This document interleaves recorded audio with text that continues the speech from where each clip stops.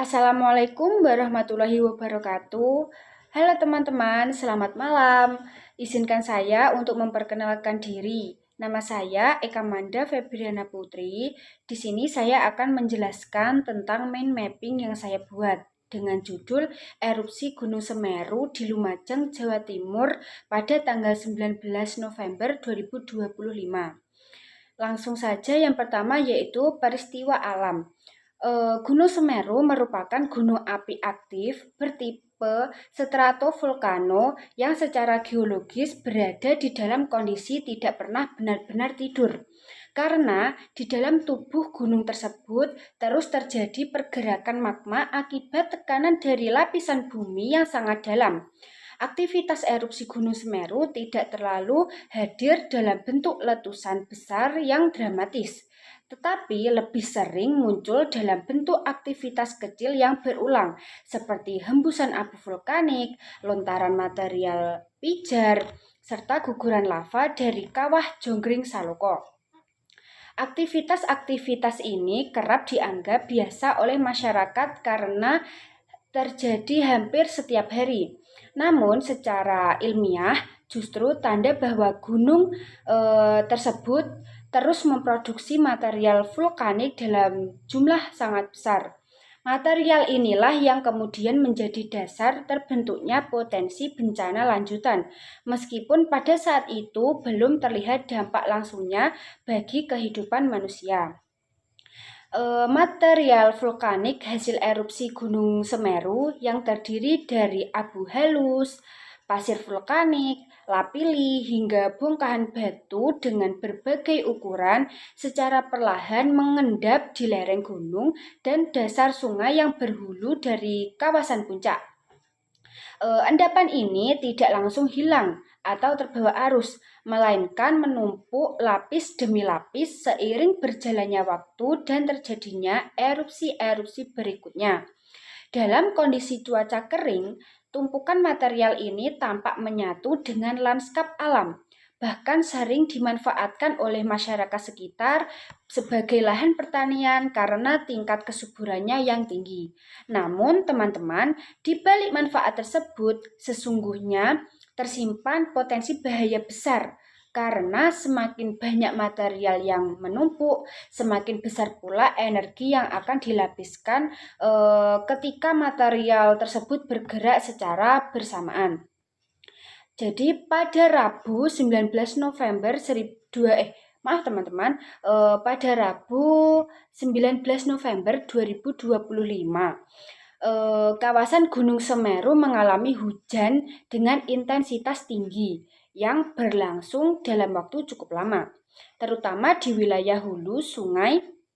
Hujan ini berperan sebagai pemicu utama yang mengubah endapan material vulkanik dari kondisi stabil menjadi kondisi labil. Air hujan yang turun deras tidak hanya mengalir di permukaan tanah, tetapi juga meresap ke dalam lapisan abu dan pasir vulkanik, membuat material tersebut jenuh air, kehilangan daya ikat, dan menjadi sangat mudah bergerak. Dalam konteks kebencanaan, hujan dengan karakter seperti ini seringkali menjadi faktor penentu terjadinya lahar dingin. Karena tanpa hujan deras, material vulkanik cenderung tetap berada di tempatnya. Ketika air hujan bercampur dengan material vulkanik, terbentuklah aliran lahar dingin yang memiliki karakteristik berupa lumpur kental dengan berat jenis tinggi dan daya rusak yang besar. Aliran ini kemudian bergerak mengikuti gaya gravitasi melalui sungai-sungai di lereng Gunung Semeru, meluncur dari daerah hulu menuju daerah hilir dengan kecepatan yang sulit diprediksi. Sungai yang sebelumnya berfungsi sebagai sumber kehidupan berubah menjadi jalur bencana karena aliran lahar tidak hanya membawa lumpur dan pasir, tetapi juga batu-batu besar serta material lain yang berada di sekitarnya. Dalam kondisi seperti ini, manusia hampir tidak memiliki kendali apapun selain menyelamatkan diri. Yang kedua yaitu lokasi terdampak. Wilayah yang paling terdampak oleh peristiwa lahar dingin Gunung Semeru adalah Kabupaten Lumajang dan daerah-daerah di sekitarnya. Secara administratif dan geografis berada di kaki gunung. Kabupaten ini sejak lama berkembang sebagai wilayah agraris yang sangat bergantung pada kesuburan tanah vulkanik dan ketersediaan air dari sungai-sungai yang berhulu di Gunung Semeru.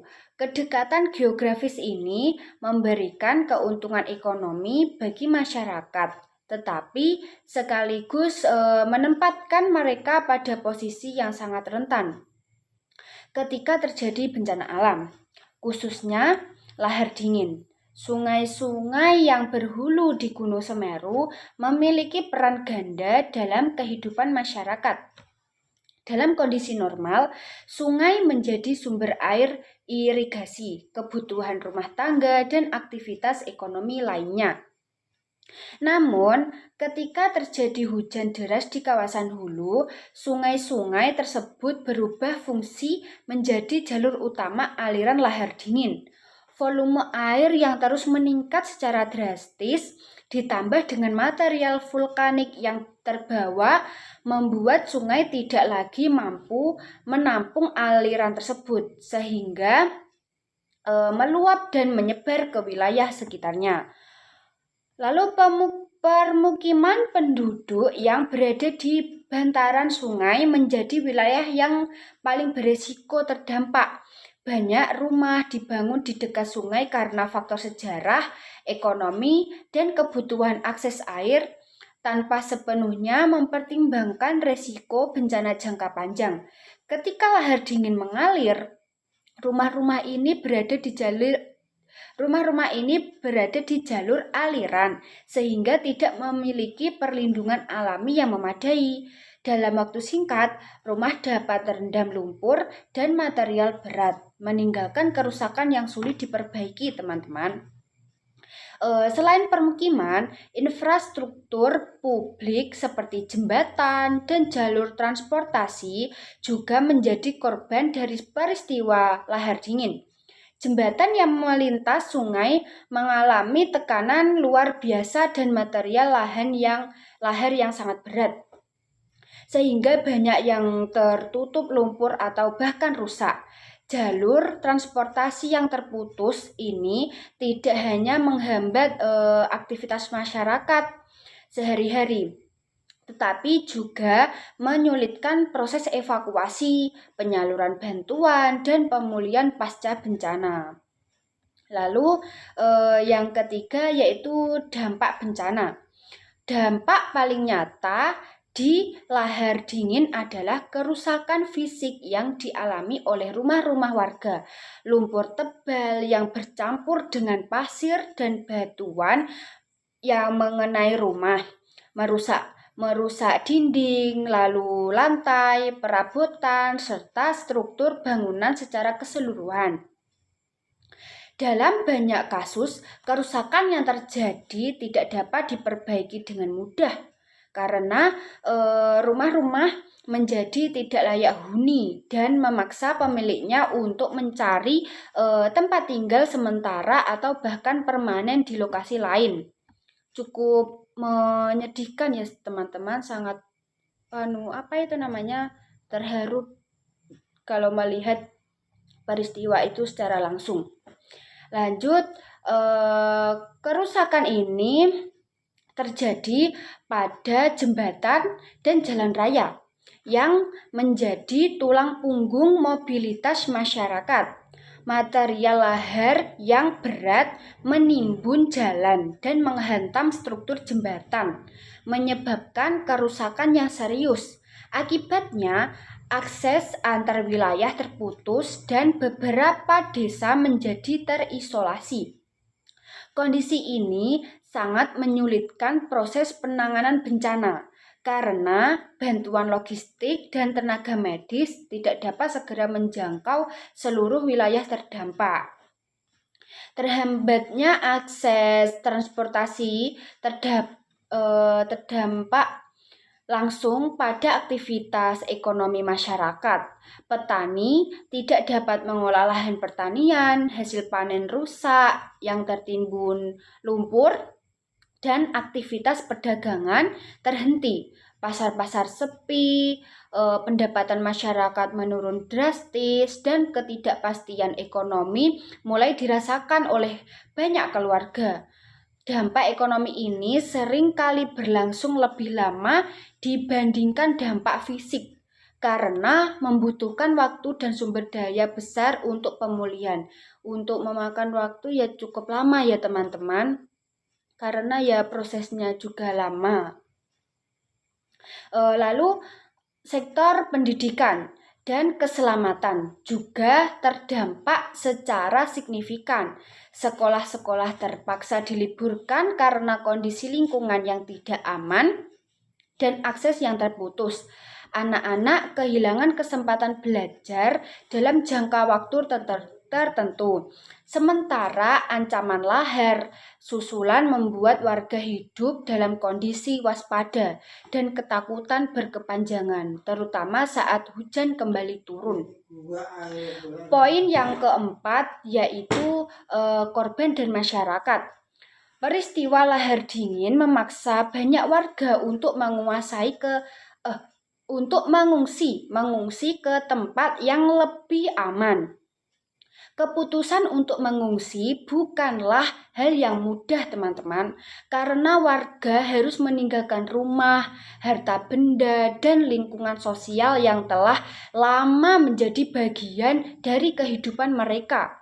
Pengungsian seringkali dilakukan dalam kondisi darurat dengan waktu yang sangat terbatas untuk menyelamatkan barang-barang yang penting. Resiko korban luka dan kerugian materi menjadi kenyataan yang tidak dapat dihindari. Banyak warga yang kehilangan perabot rumah tangga, lalu hewan ternak, terus hasil pertanian yang menjadi sumber mata pencaharian utama juga hilang. Kerugian ini tidak hanya berdampak secara ekonomi, tetapi juga mempengaruhi rasa aman dan stabilitas hidup masyarakat dalam jangka panjang. Dampak psikologis dari bencana lahar dingin seringkali kurang terlihat, namun sangat dirasakan oleh para korban. Rasa takut, cemas, dan trauma muncul terutama ketika hujan kembali turun, karena mereka khawatir akan terjadinya lahar susulan. Anak-anak menjadi kelompok yang paling rentan secara psikologis, teman-teman, karena pengalaman bencana dapat meninggalkan luka emosional yang mendalam. Lalu kelompok rentan seperti anak-anak, lansia, dan penyandang disabilitas membutuhkan perhatian dan perlindungan khusus. Keterbatasan fisik dan mental membuat mereka sulit beradaptasi dengan kondisi pengungsian, sehingga peran keluarga, relawan, dan pemerintah menjadi sangat penting dalam memastikan keselamatan dan kesejahteraan mereka. Lanjut, poin yang kelima yaitu faktor penyebab terjadinya lahar dingin. Faktor paling mendasar yang menyebabkan terjadinya lahar dingin di kawasan Gunung Semeru adalah akumulasi endapan material vulkanik yang dihasilkan dari aktivitas erupsi gunung api tersebut yang berlangsung secara terus-menerus. Gunung Semeru dikenal sebagai salah satu gunung api paling aktif di Indonesia dengan siklus erupsi yang relatif sering, baik dalam skala kecil maupun besar. Setiap kali erupsi terjadi, gunung ini memuntahkan berbagai jenis material vulkanik seperti abu halus, pasir, lapili, kerikil, hingga bongkahan-bongkahan batu besar yang kemudian mengendap di lereng-lereng gunung, lembah, dan terutama di sepanjang alur sungai yang berhulu di kawasan puncak. Endapan ini tidak langsung menimbulkan bencana, bahkan seringkali dianggap sebagai bagian dari lanskap alam yang biasa oleh masyarakat sekitar. Namun, perlahan dan terus-menerus material tersebut menumpuk dalam jumlah yang sangat besar, membentuk semacam cadangan laten bencana yang sewaktu-waktu dapat berubah menjadi ancaman serius, teman-teman. Jadi dalam konteks ini, material vulkanik dapat dianalogikan sebagai bahan baku lahar dingin yang menunggu pemicu tertentu untuk berubah dari tumpukan pasif menjadi aliran destruktif. Semakin sering erupsi terjadi dan semakin lama material tersebut tidak terdistribusi atau tertahan oleh sistem pengendalian alam maupun buatan, maka semakin besar pula potensi energi bencana yang tersimpan di lereng Gunung Semeru. Di antara berbagai faktor yang ada, curah hujan dalam intensitas tinggi merupakan pemicu paling krusial dalam terjadinya lahar dingin. Hujan berperan sebagai kekuatan penggerak yang mengubah material vulkanik yang sebelumnya relatif stabil menjadi massa yang mudah bergerak. Pada kondisi cuaca normal atau hujan ringan, endapan abu dan pasir vulkanik masih dapat bertahan di tempatnya. Karena apa? Karena gaya gesek antar partikel masih cukup kuat. Namun, ketika hujan turun dengan intensitas tinggi dan durasi yang lama, air hujan mulai meresap ke dalam lapisan material vulkanik tersebut.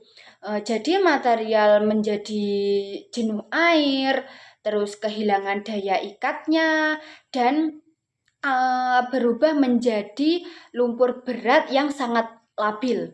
Dalam kondisi ini, gaya gravitasi akan mudah menarik material ke bawah lereng, membentuk aliran dingin yang bergerak cepat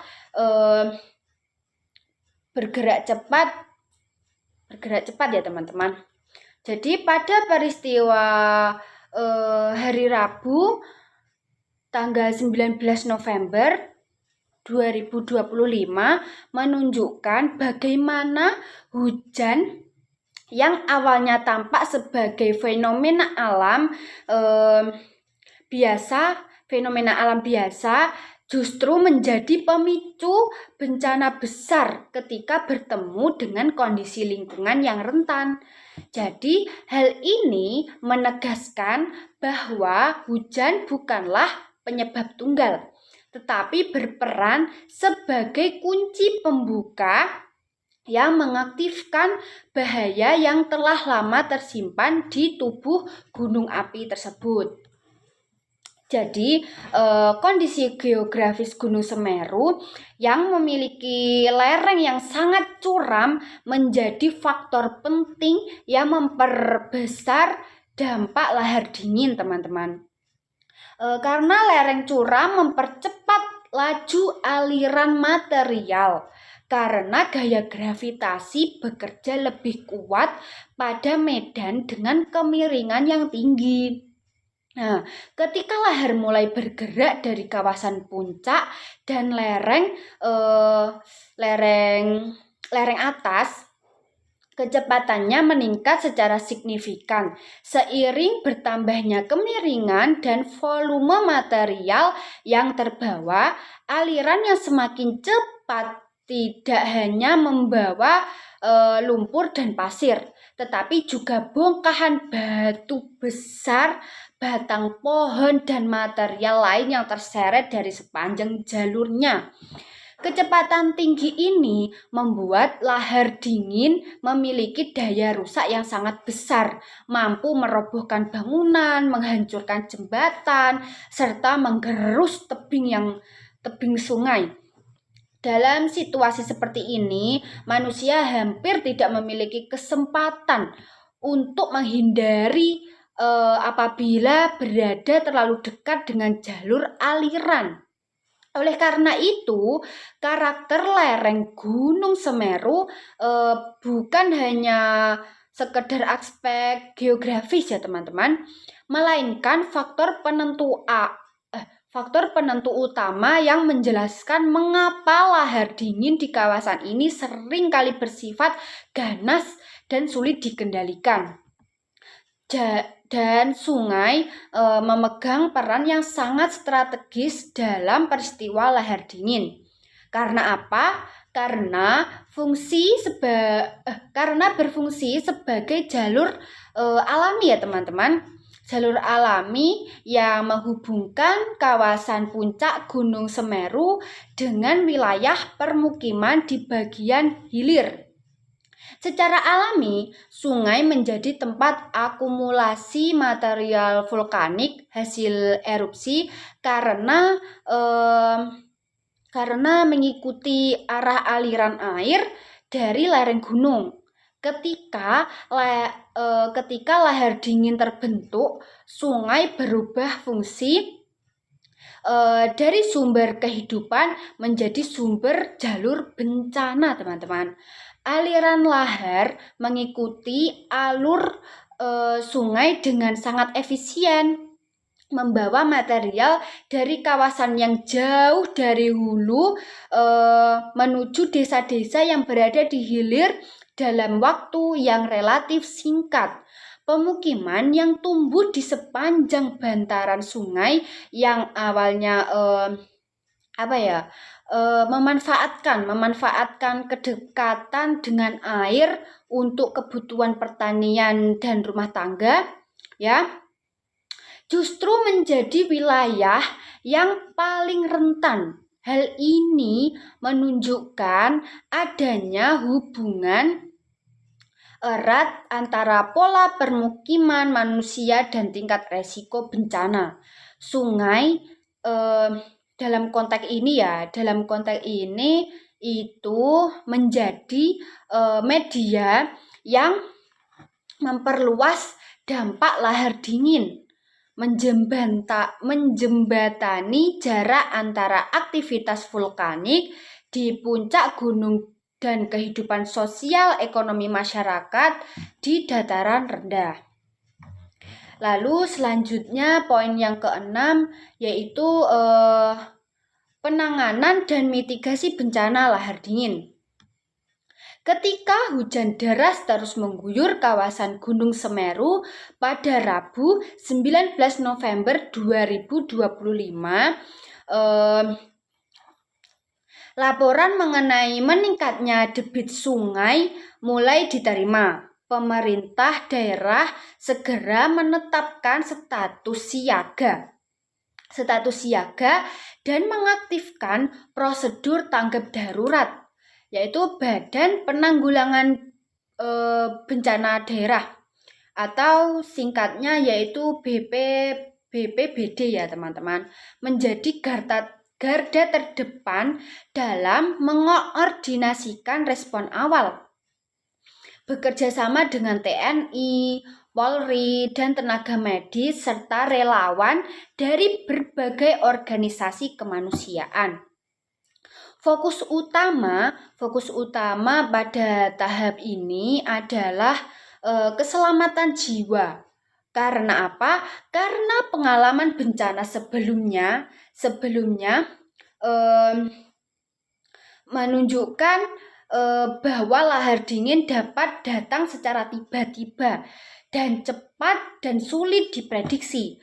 Proses evakuasi tidak hanya sekedar memindahkan warga dari rumah mereka ya teman-teman, tetapi juga melibatkan keputusan yang sulit seperti meninggalkan harta benda, ternak, dan ladang yang selama ini menjadi sumber kehidupan mereka.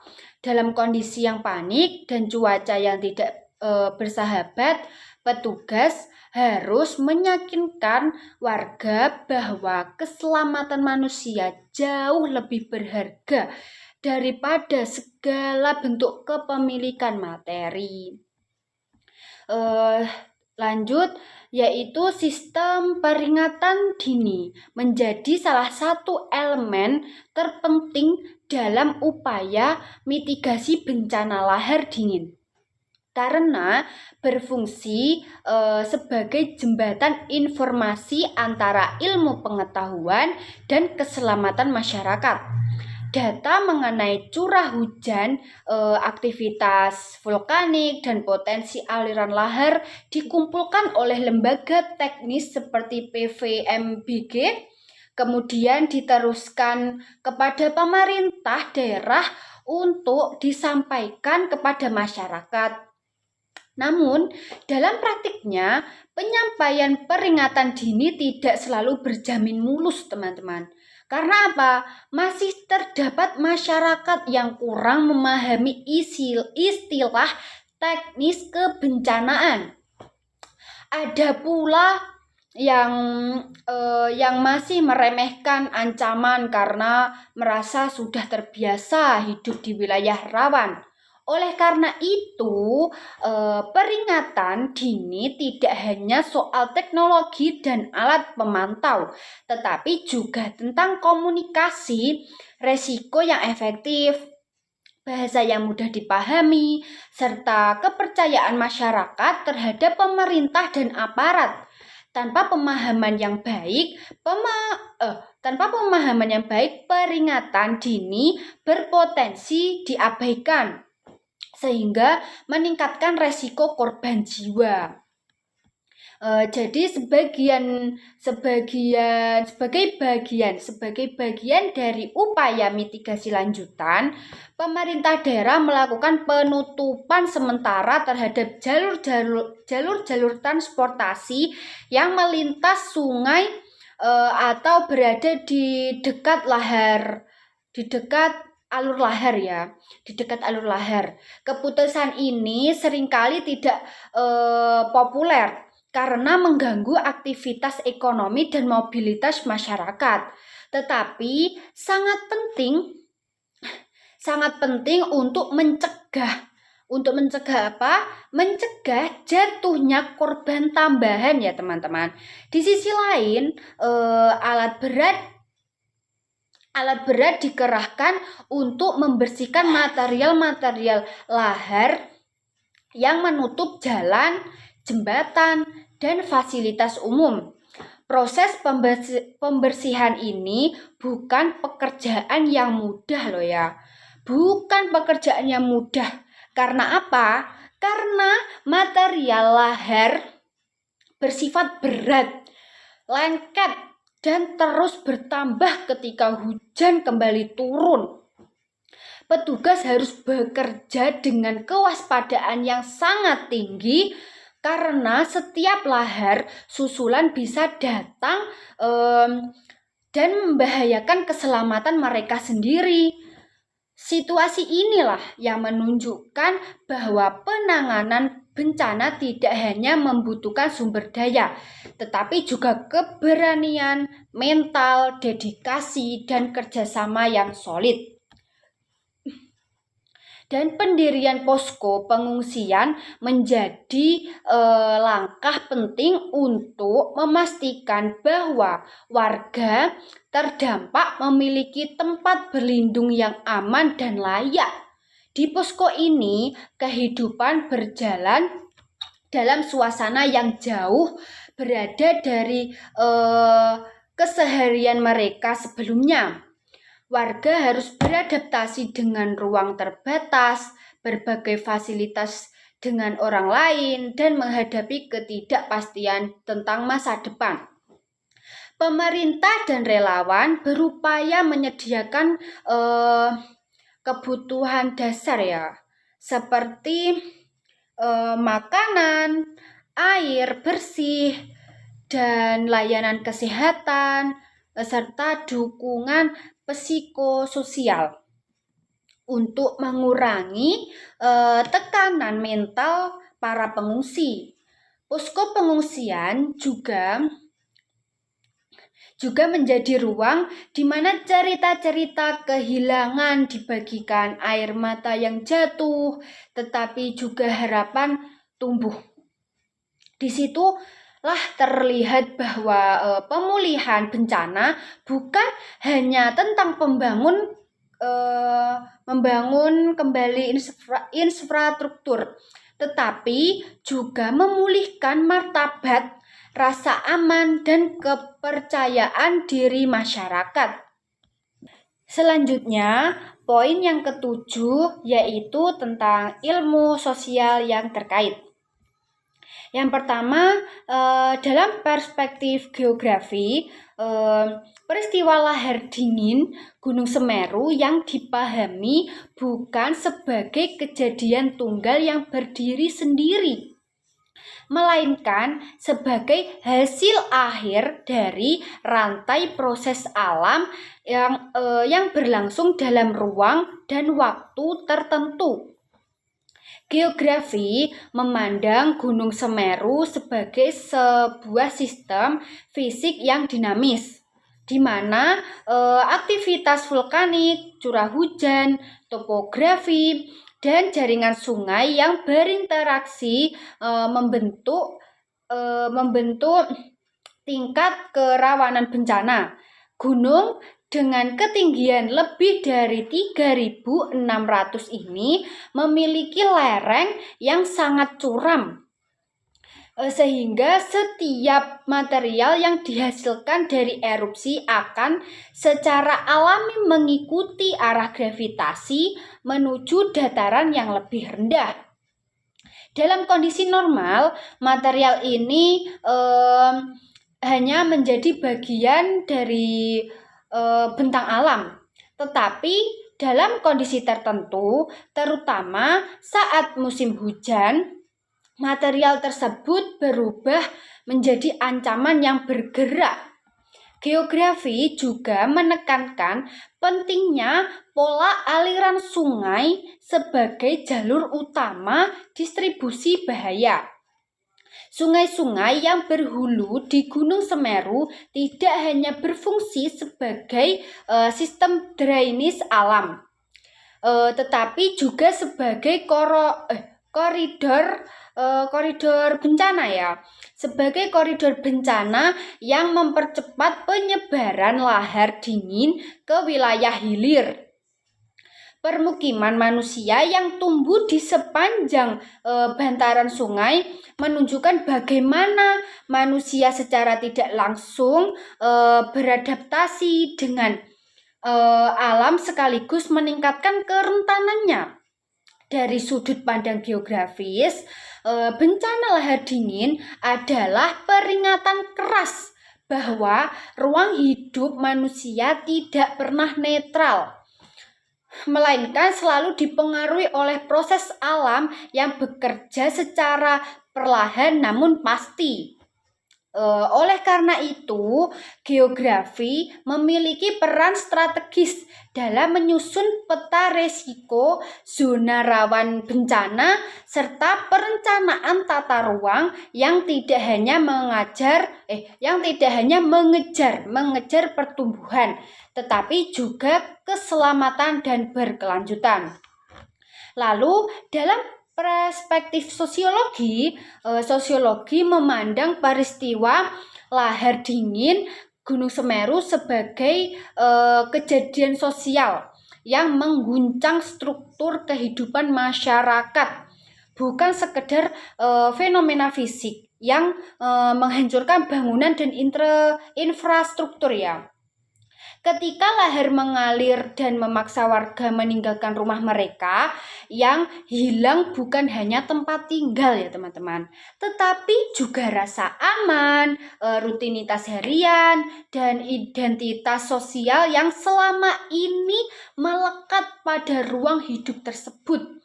Sekolah yang tutup, pasar yang sepi, dan rumah ibadah pun yang rusak menunjukkan bahwa bencana menghentikan sementara denyut kehidupan sosial. Dalam kondisi krisis seperti ini, hubungan antar individu dan antar kelompok diuji, sangat diuji. Apakah akan retak oleh tekanan atau justru menguat solidaritas masyarakat tersebut? Namun, sosiologi juga mengajarkan bahwa bencana tidak pernah berdampak secara merata. Kelompok masyarakat dengan sumber daya terbatas seringkali menjadi pihak yang paling rentan dan paling lama merasakan dampak bencana. Mereka tinggal di wilayah rawan karena keterbatasan ekonomi, memiliki akses informasi yang minim, dan bergantung pada pekerjaan harian yang mudah terganggu oleh bencana.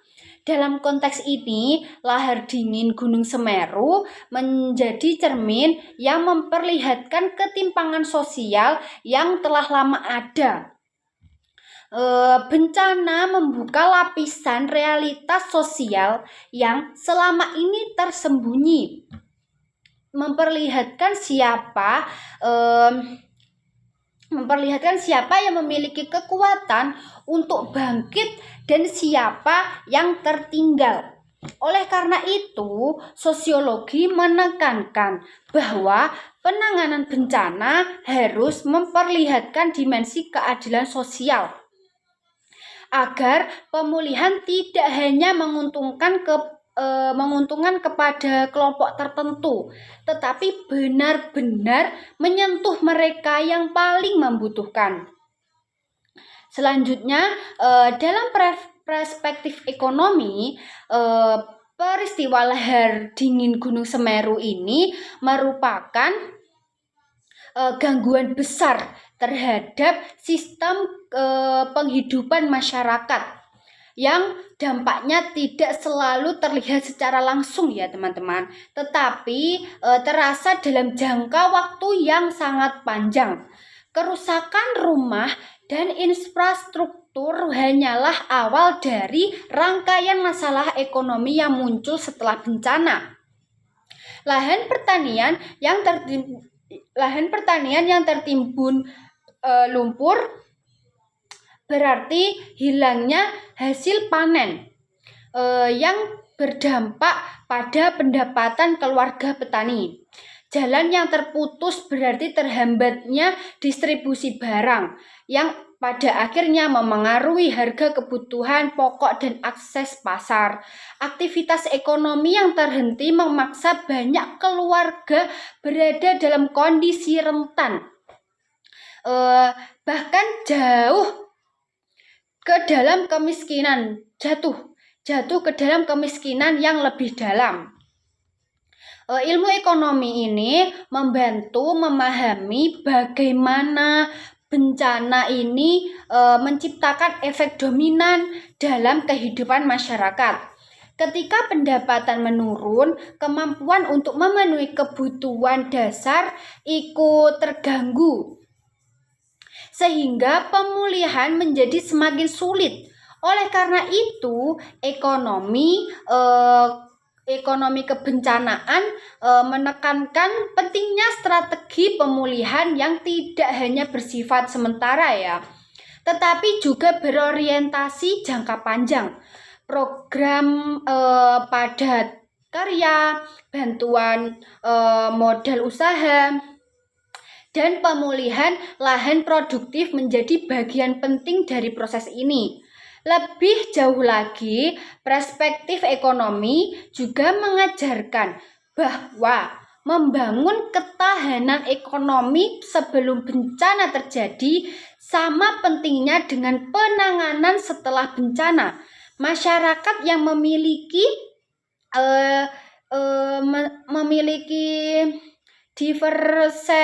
diversifikasi sumber pendapatan dan dukungan ekonomi yang kuat akan lebih mampu bertahan dan bangkit ketika bencana datang.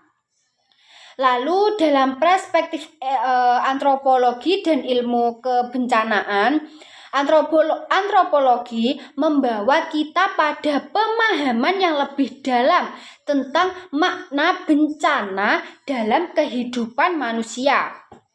Bagi masyarakat di sekitar Gunung Semeru, bencana bukan sekedar peristiwa alam, tetapi bagian dari sejarah kolektif yang membentuk cara pandang mereka terhadap alam. Cerita-cerita tentang letusan gunung, banjir lahar, dan evakuasi diwariskan dari generasi ke generasi membentuk pengetahuan lokal yang seringkali menjadi panduan awal dalam menghadapi ancaman. Antropologi membantu kita memahami bahwa respon masyarakat terhadap bencana sangat dipengaruhi oleh budaya, kepercayaan, dan pengalaman masa lalu, bukan semata-mata oleh informasi ilmiah.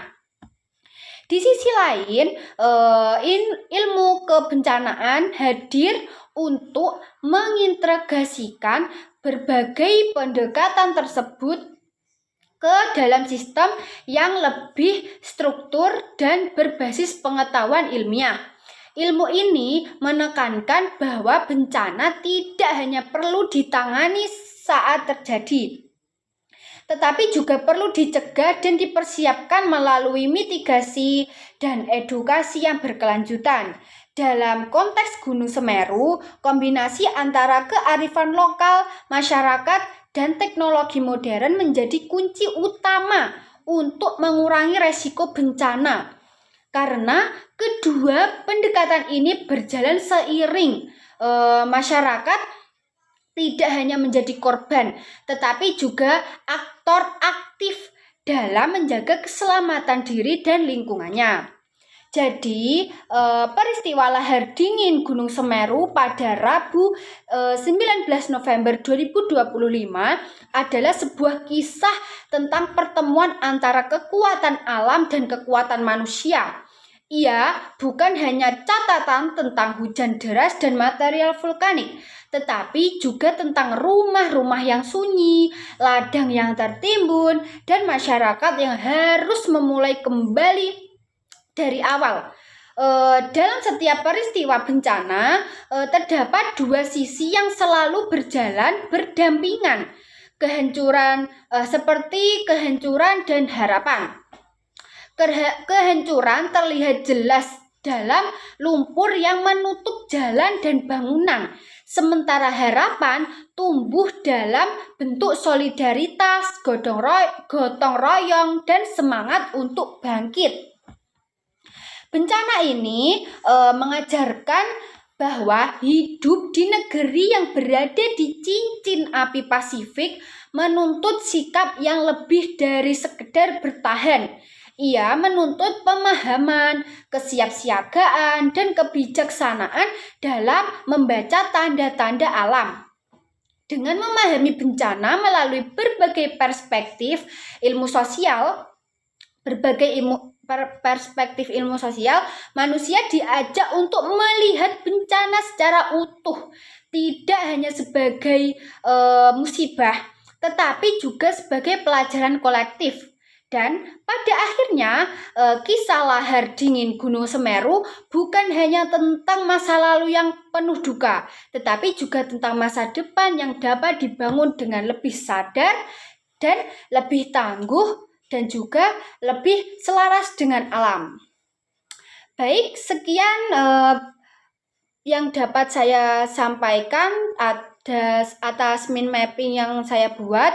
Bila ada salah kata mohon dimaafkan. Akhir kata, wassalamualaikum warahmatullahi wabarakatuh.